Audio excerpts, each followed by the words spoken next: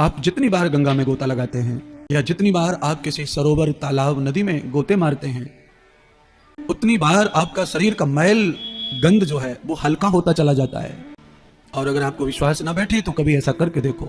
आप किसी तालाब में एक गोता मार के बाहर आ जाओ तो आपको प्रतीत होगा कि आपके शरीर का कोई भी मैल कहीं से भी हटा नहीं। और आप उस पानी में बार बार गोते मारो तो आपको यह प्रतीत होगा कि आपके शरीर की जो बदबू थी, गंध थी, वो सब नष्ट हो गई। देर तक स्नान करने से जैसे गंध चली जाती है शरीर की, चमड़ी उज्जवल हो जाती है, साफ हो जाती है, ऐसी ही सत्संग रूपी ज्ञान गंगा में ज्यादा गोता लगाने से आपका मन, बुद्धि, चित्त भी निर्मल हो जाते हैं। उनके अंदर भी अनेक द्वंद और गंध समाई हैं, बहुत सारी दुर्गंध है, वो नष्ट हो जाती है। एक राजा बहुत ही शौकीन था, उसने 4-5 बकरियां पाल रखी थी। राजा अंदर से परेशान भी था क्योंकि सभी बकरियों को आदत हो गई थी हरा चारा खाने की, घास खाने की। अब कभी कभी घास उपलब्ध नहीं भी होती है हरी, तो राजा परेशान रहता, गायों को, बकरियों को कैसे भूखा रखा जाए, और वो खाती नहीं सूखा। तो राजा ने बड़े बड़े ज्ञानी लोगों को बुलाया और उपाय पूछा और कुछ असरफियां इनाम रख दी। राजा ने इनाम रखकर ये सिद्ध कर दिया, ये रखा कि हमारी जो बकरी है उसको कोई हरी घास खाने से रोक सके तो हम उसे इतनी असरफियां दान कर देंगे। ऐसा जब हल्ला हो जाता है तो बहुत लोग कोशिश करते हैं इनाम जीतने के लिए। 100, 200, 500 क्षेत्रवासियों ने, राजा महाराजाओं ने, सेनापतियों ने, बड़े बड़े प्रोफेसर, टीचर, डॉक्टर, सबने कोशिश की बकरियों को घास न खावे, बहुत प्रयोग किए। जैसे ही बकरी हरी घास देखती फटाक से मुंह मारती, कोई रोक नहीं पाया उसे। एक महात्मा जी वहां से गुजर रहे, यात्रा कर रहे थे, उनको पता चला कि ऐसा ऐसा कंपटीशन है और राजा बहुत परेशान है, उनकी बकरी जो है हरियाली से मुक्त नहीं हो पा रही है, उसको हरा घास चाहिए ही चाहिए। महात्मा ने कहा कि पूरा क्षेत्र लगता है बेवकूफों का है, इतनी सी छोटी सी बात है और इसके लिए इतने पढ़े लिखे लोग परेशान है और थक गए, हार गए और चले गए। राजा का कोई काम नहीं कर पाया। महात्मा भी राजा के पास पहुंचे और महात्मा ने कहा, महाराज ये मौका मुझे दिया जाए। अरे महात्मा, तुम कैसे बकरी को रोकोगे हरा चारा खाने से, हरी घास खाने से? बड़े बड़े योद्धा, वीर, ज्ञानी, ध्यानी फेल हो गए। महाराज आप चिंता मत कीजिए, आप सिर्फ मुझे 24 घंटे दे दो और ये बकरी भी मुझे ही दे दो। राजा ने कहा 24 घंटे ले जाओ पर मेरा पीछा छूटे। महात्मा उसको ले गए जंगल में। महात्मा ने हाथ में हरी घास ली और एक हाथ में लंबी सी छड़ी, घास को महात्मा आगे बढ़ाते मुंह की तरफ। बकरी जैसे ही मुंह मारने का प्रयत्न करती, महात्मा झटके से एक छड़ी लगाते उसके माथे पर। दूसरी दिशा में घास को किया, बकरी उधर लपकी तो महात्मा ने उधर से भी एक छड़ी झड़ाक से मारी उसके माथे पर। महात्मा पूरे 24 घंटे यही करता रहा। बकरी का पेट अंदर घुस गया भूख के मारे, सुखड़ी सी हो गई। भूख बकरी को सताए, महात्मा ने छड़ी को भी फेंक दिया और खुद भी दूर हो गया और मुट्ठा भर के हरी घास बकरी के आगे डाली। महात्मा ने ट्राई किया ये कहीं गड़बड़ ना कर दे राजा के सामने, तो महात्मा भी दूर चले गए और छड़ी को भी ले गए। बकरी को घंटों हो गए, घास सामने पड़ी है पर बकरी जो है घास की ओर देख भी नहीं रही है, पीठ फेर के बैठ गई। महात्मा ने फिर मुंह के सामने डाला, फिर पीठ फेर ली, फिर मुंह के सामने डाला, फिर पीठ फेर ली। महात्मा को यह पक्का हो गया कि बकरी जो है डंडे से डर चुकी है और अब हमारा काम हो जाएगा, इनाम अब हमें मिलेगा।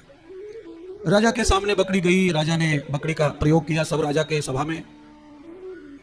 राजा ने घास मंगाई और बकरी को घास डाली, बकरी मुंह फेर के खड़ी हो गई। राजा ने फिर घूमकर घास डाली मुंह के सामने, बकरी फिर मुंह फेर के खड़ी हो गई।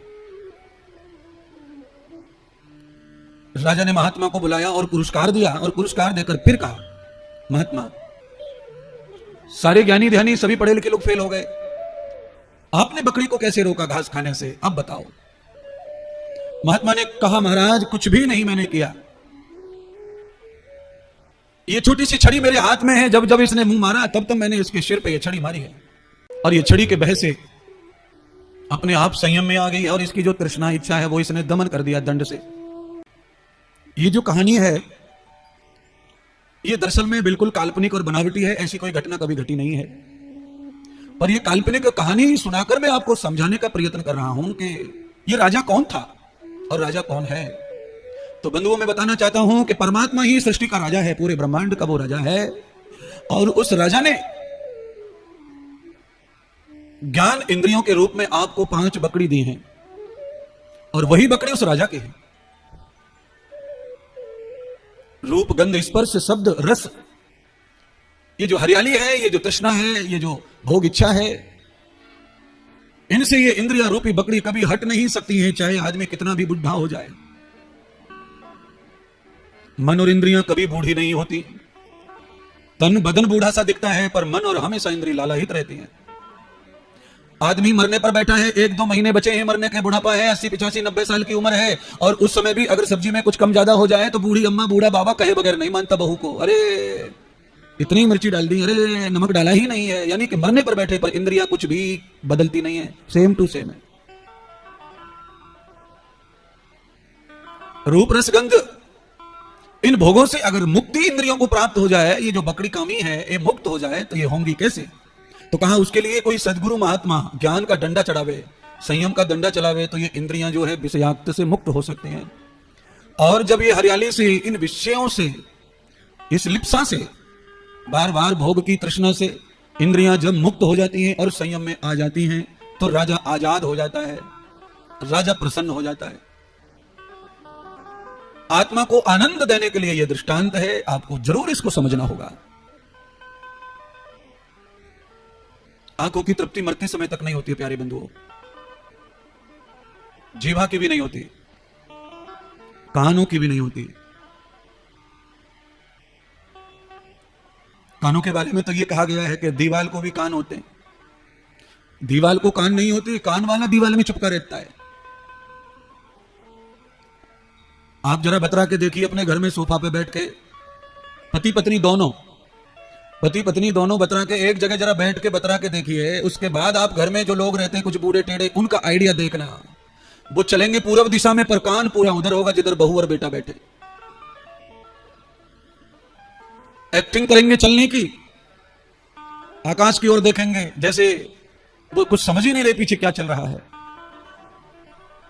इसीलिए कहावत जो बनती है वो बहुत ही सटीक और प्रामाणिक चरित्र से बनती है। अरे धीरे बोलो, दीवाल के कान होते हैं।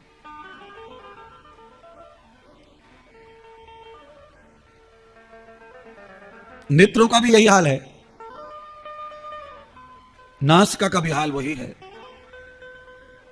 आप रास्ते में चलते रहिए, चाहे आप कितने भी किसी भी चीज में खोए हुए, कोई भी चीज में खोए हुए, आपका ध्यान यहां से लेकर अमेरिका में पड़ा हुआ है, आप चल रहे हैं, पर रास्ते में अगर कोई आपको सुगंध देने वाला फूल फल या कोई कीचड़ गंदगी मिले, आपको वो दिख भी नहीं रही आंखों से, तो भी नाक बता देती है चलते चलते कि यहाँ कुछ गंदा पड़ा है। ये इंद्रियों का भोग है, इंद्रियों का ज्ञान पहचान का जो अनुभव है वो बहुत ही तेज और तीव्र होता है। आंखों से जो चीज दिख नहीं रही है तो भी बदबू आ रही है, खुशबू आ रही है, ये नाक की महिमा है। सब्जी को पूरे दिन भर आप आंखों से देखते रहो, पर आंखों से देखकर आप ये अंदाज नहीं लगा सकते कि सब्जी में नमक ज्यादा है या कम है। और आंखों से बिल्कुल मत देखो, आंखें पट्टी बांध लो, केवल सब्जी में उंगली डाल के जीभ पे टच कर दो, फिर अपने आप 1 सेकंड में सब पता चल जाता है। अब जिनको आंख नहीं है वो भी सब्जी का स्वाद जानते हैं, क्योंकि सब्जी का स्वाद तो जीवा का कर्म है, रस। आंख तो रूप का ही अनुभव कर सकती है, आंखों से काफी हद तक समझ सकते हैं सब्जी के बारे में कि भाई सब्जी बहुत जोरदार बनी है, कलर बहुत बढ़िया है, देखने में तो बड़ी आलीशान लग रही है सब्जी, पर किसी को थोड़ी पता है कि उसमें भर भर के थैली उड़ेल दी नमक की। नमक तो जीभ पर जाएगा तभी समझेगा। बकरी को, इन इंद्रिय को जो कामी है, अगर रोकना है तो इन्हें ज्ञान के डंडे से गुरुदेव के पास ले जाकर थोड़ा ट्रेनिंग देनी पड़ती है।